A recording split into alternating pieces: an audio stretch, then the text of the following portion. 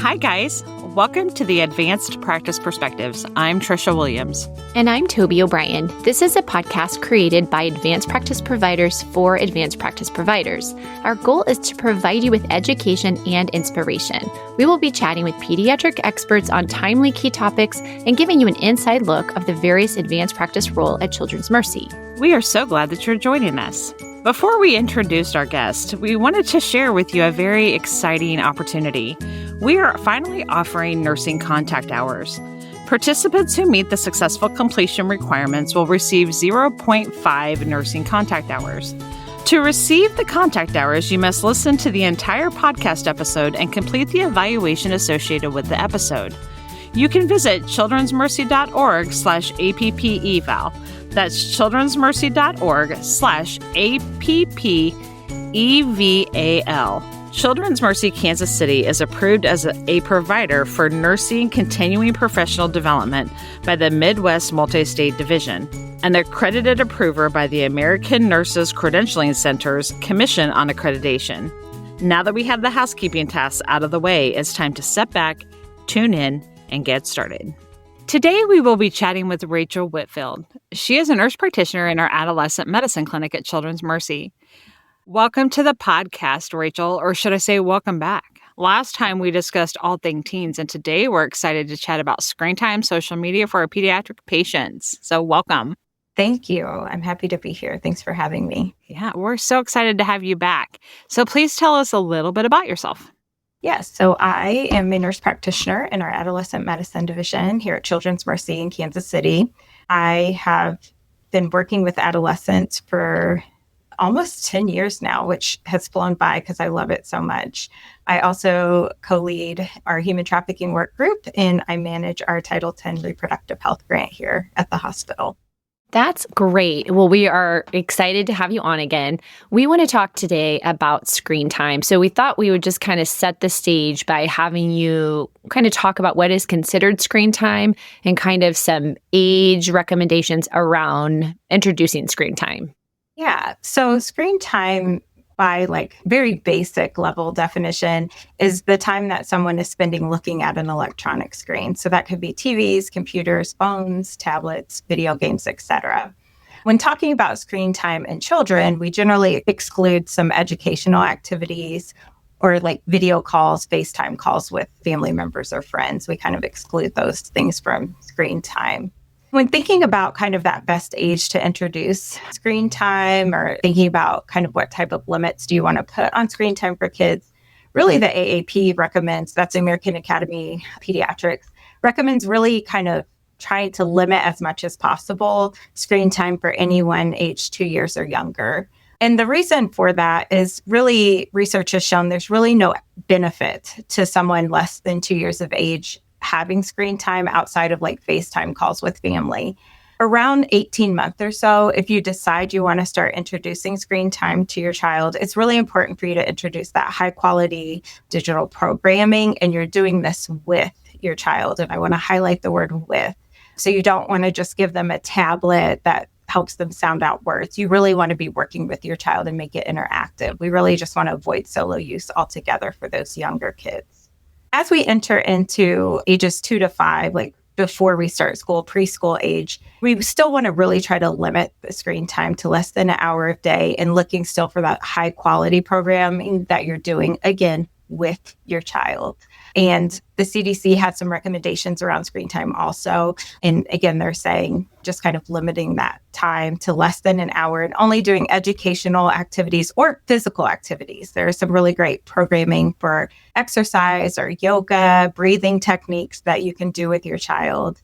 And just trying to avoid that screen time around meals or snacks, or in the car, just throwing an iPad to them to work on that. Not recommended around the age in that preschool age range. As kids start to get older, we really have to come to terms with screen time is inevitable. Screens, technology is not going away. And kids will just have more and more exposure within the home as they start to get older. But even at school, usually within kindergarten, they're being handed a tablet and they're doing work and learning activities on a tablet. And so we really want to start kind of transitioning from this no screen time or as much, limiting screen time as much as possible, to thinking about we want quality screen time over the quantity of screen time.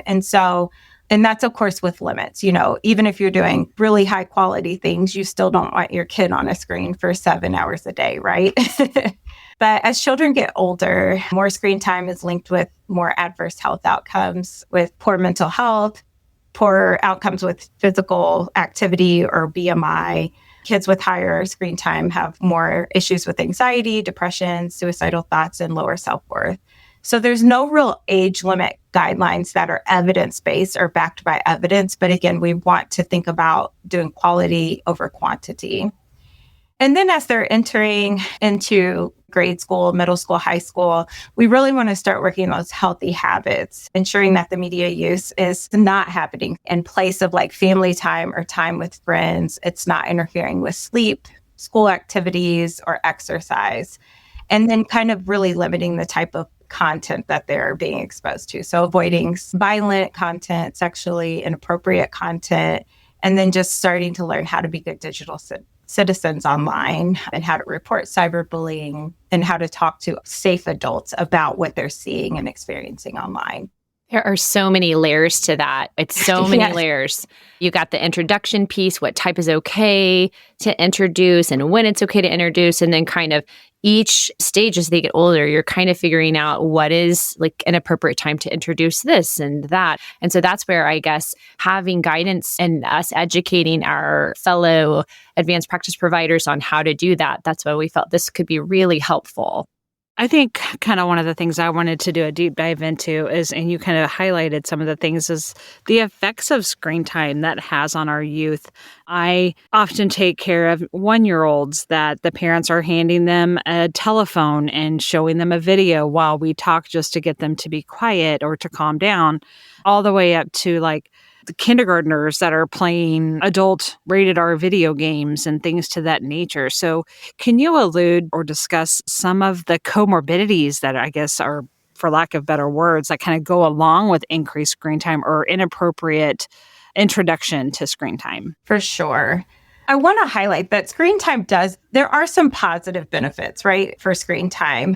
But there's also a lot more negative impacts on youth and screen time, especially depending on their age, the type of content that's being viewed, and the amount of daily screen time. As I mentioned earlier, for children younger than 2, we really see no benefit. And honestly, having extended and repeated screen time can lead to decreased ability to express themselves verbally and can also lead to developmental delays. When children are younger, they're learning how to communicate and interact with the world by watching us humans interact with the world, right? The people around them. And they learn by facial expressions, hearing sound, seeing repeated movements. And there's some evidence that shows that younger babies up to about the age of 2 cannot translate what's happening on a screen to what's actually happening in real life. It's like 2 separate things for them. And so they're not learning how to interact with people or read people and learn social cues on a screen, like 2D life, for instance. But as we get into that preschool age range, we do have some benefit with higher quality media. It can help with literacy, it can help with early language, and can sometimes even help with retention if they're watching high quality things that are helping them with repeated sounds and things like that. But again, I want to highlight this is with adults. So utilizing these things with their caregiver and again, decreasing the amount of time. Evidence shows that more than 2 hours a day in this preschool age range can increase difficulty with like self-regulation. They struggle more with ability to maintain attention, and more screen time can lead to decreased language development and decreased ability with executive functions such as like short-term memory and staying on task. So in that preschool age range, preschool, kindergarten kind of age range is kind of where I get muddy, because their video games are a huge part of our culture and a huge part of children growing up, right? And some of them do them with their parents and some of them don't, but the ones that they are choosing to do with their parents are very age not appropriate, right? They have like adult restrictions on them.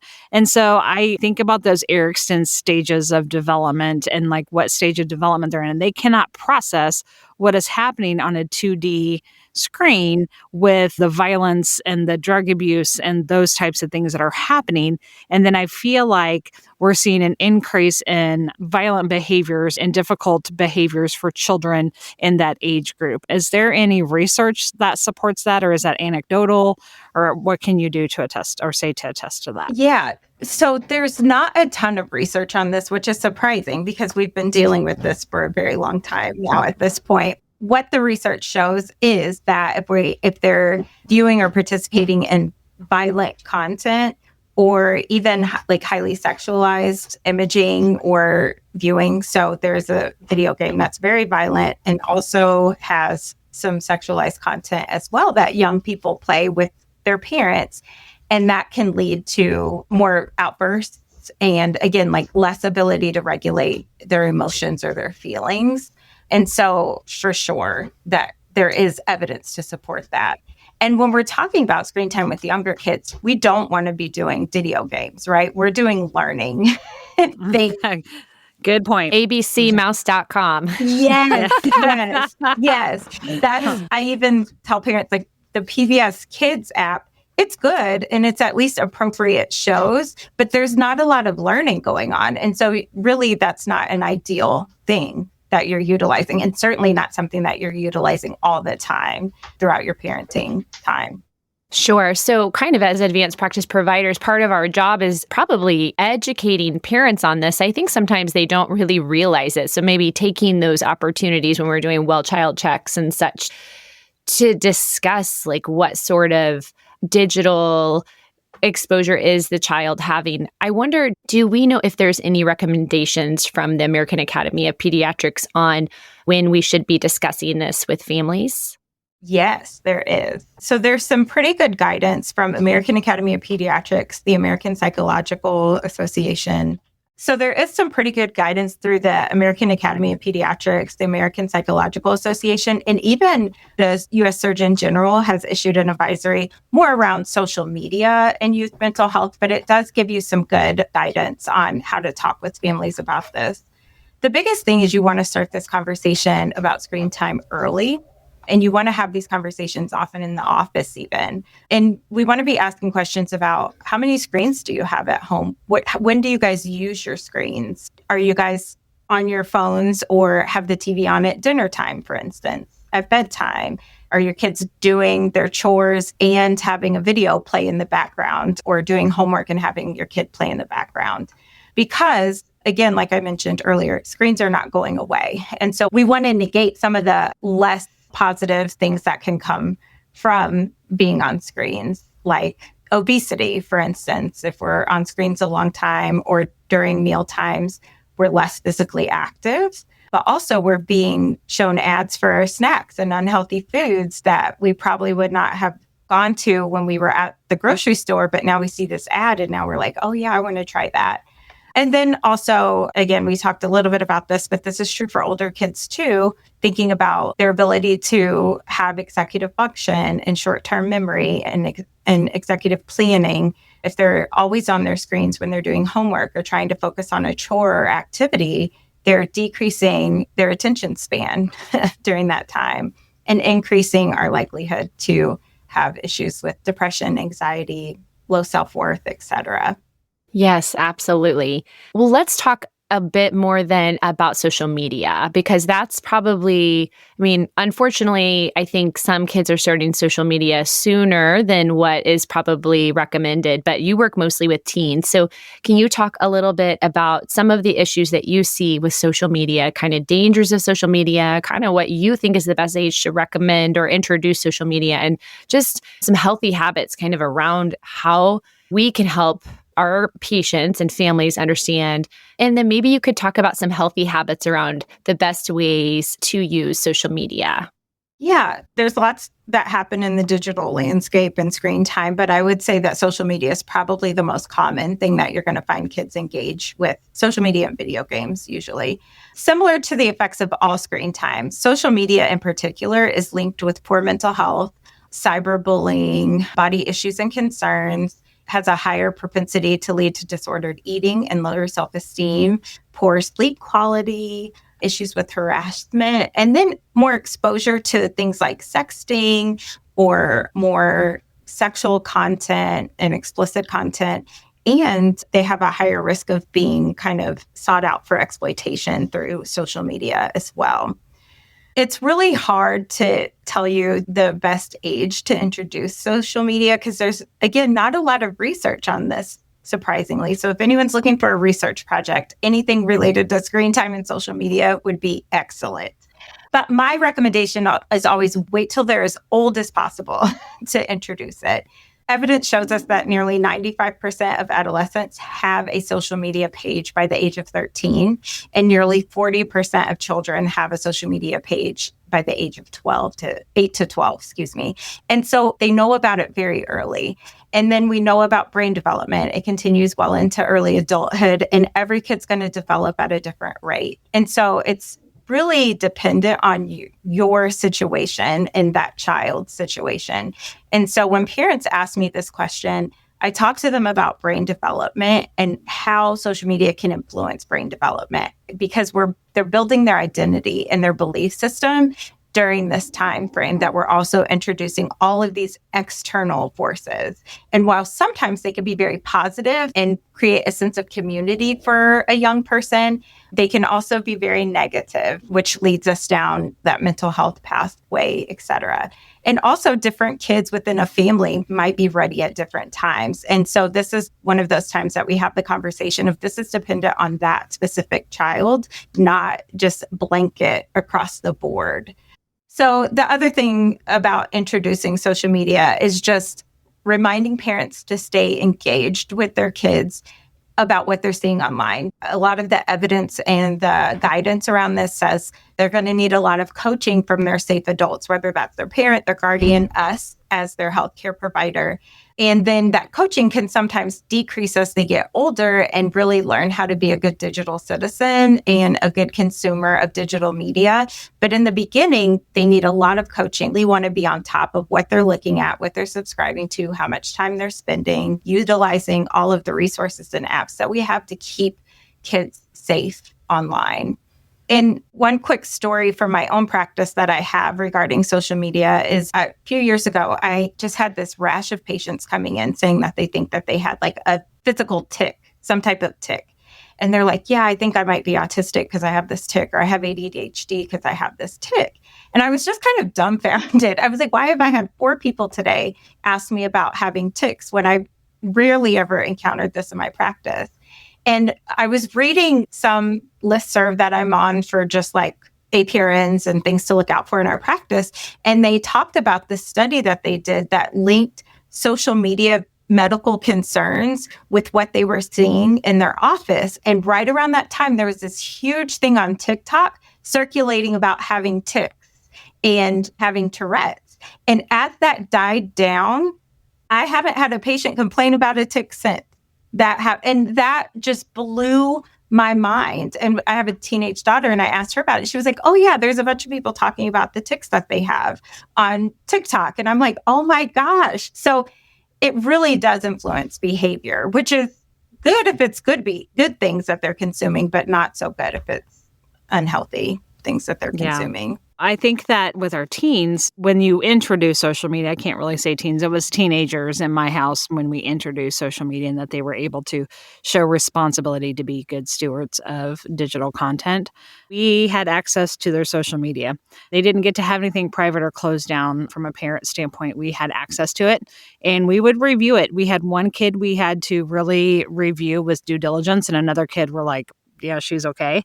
But you just have to know your kid type. And it's not that he was doing anything wrong. It was just the guidance that we needed to provide them to say, look, this is going to be out into the world forever and ever and ever. Amen. Is this something that your 40-year-old self is going to be proud of? Have it come up again when you're 40, and just having those kind of conversations, because in my generation, we didn't have cell phones. I'm really dating myself, but I was able to go to college without it having to come up and roll its head at me, which is a great thing. But now this generation and generations moving forward are not going to have that luxury.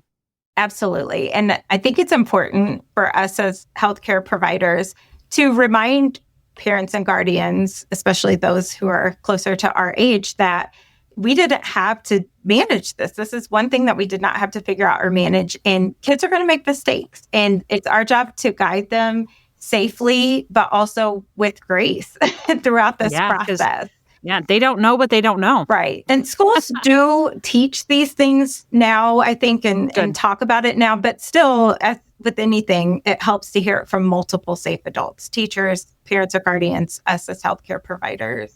And that's a really good kind of segue into kind of the healthy habits for social media. And again, as you're talking and deciding as a family of when you want to introduce these things, the AAP has a media plan that you can help create for your family. And part of that is talking about the things that you put on here. You can delete it, but it does not go away and someone can find it. And things that you send, whether that's text or pictures to your friends, even though you didn't post it on social media, it'll still make it there if somebody wants it to make it there. So thinking about these things that you're putting for your digital footprint, how it can impact you throughout time, even if it's not something that you posted yourself. And then, so as you create that media plan, thinking about coaching your child often, helping them understand that you understand the importance of privacy, but you also need to keep them safe. And that decreases the amount of privacy that you're going to get to have with social media and internet activity. And then having screen-free times and zones within your house and your family. So meal times, that's one of the times that AAP, CDC, and Surgeon General all recommend not having screens because we still need that human interaction. We still need that time away from our screens. And so recommending that we just keep phones away during meal times, bedtime, because screen time severely interferes with our ability to get restful sleep and to fall asleep. And then again, times where we're with family or friends and we have people to interact with in human form in real life, we need to be putting our phones away and having time away from our phones. And then you really want parents to monitor the types of media that they're consuming and what type of media they're spending time on, and then looking for the problematic use and then starting to cut back if needed. So if social media or screen time starts to interfere with like getting their chores done, getting their homework done, then it's time to cut back. Especially if you say, hey, hand over your phone, we're not getting this task accomplished as well as we could if we weren't distracted, and they don't want to give it to you, then we know, okay, we're entering into a problem zone. We need to cut back. We need to reevaluate our media plan and changes that we need to make. And then if we're having disruption in education, relationships, you start to notice them withdrawing or they're feeling down or sad about life or themselves or their image, things like that. That's when it's time to kind of reevaluate our use altogether. I want to think about like things from an advanced practice provider perspective. No pun intended there. But, like how can we help our patients and our families be successful with screen time? Like I know from the subspecialty that Toby and I work with in ENT, like we see patients for delayed speech and they don't have any ear problems, nothing hearing related or things that surgery could fix, but it could be potentially that your kid at 1 year of age is sitting there with a screen. Our kiddos that, come in for poor sleep, however, they don't meet surgical candidacy for surgery, but it could be the fact that you have a TV in your room, you don't have to check your phone in.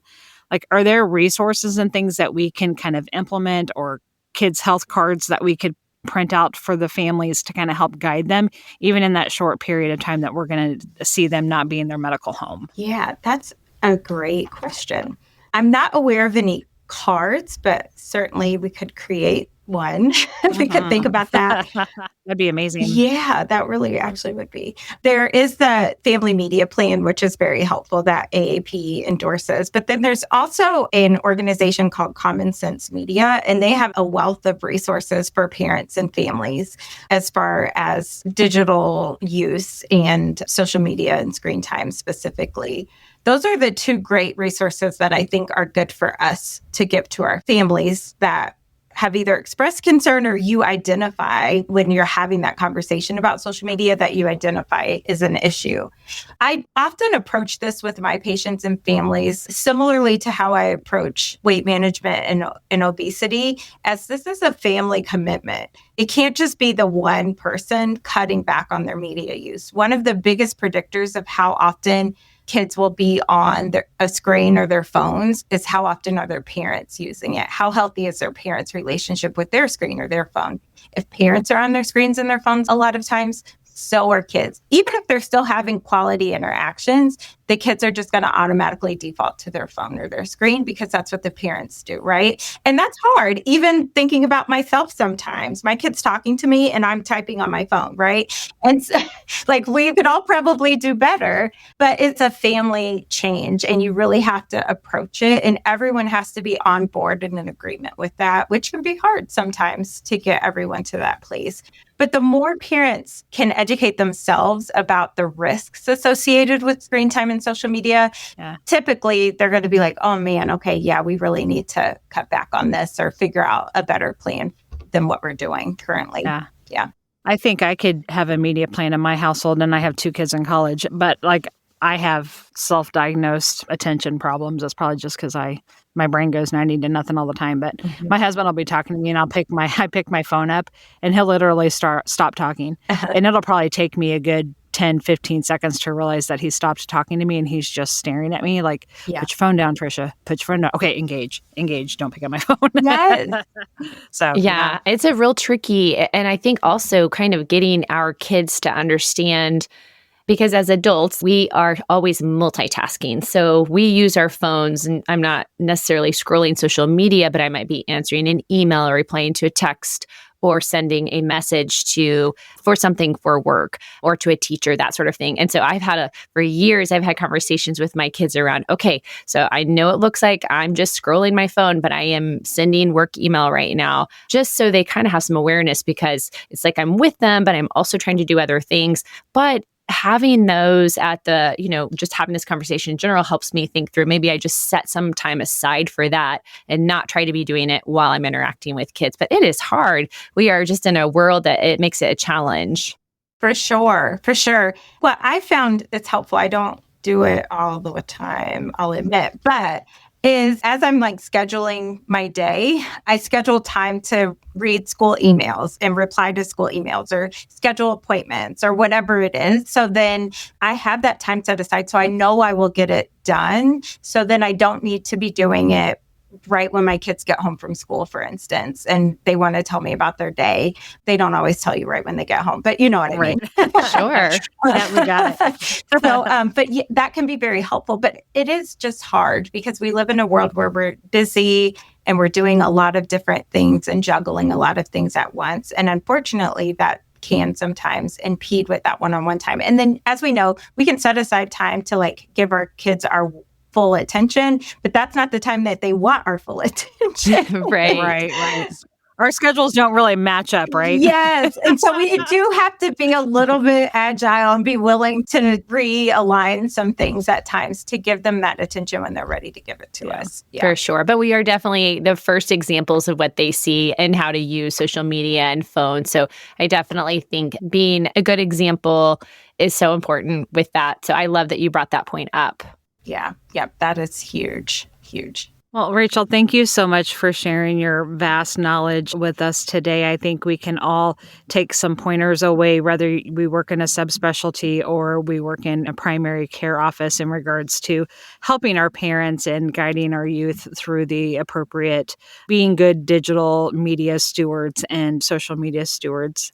We really, really appreciate your time. Of course. There's so much to say in this topic. We probably could have done like a 2-hour. I know, right? Podcast.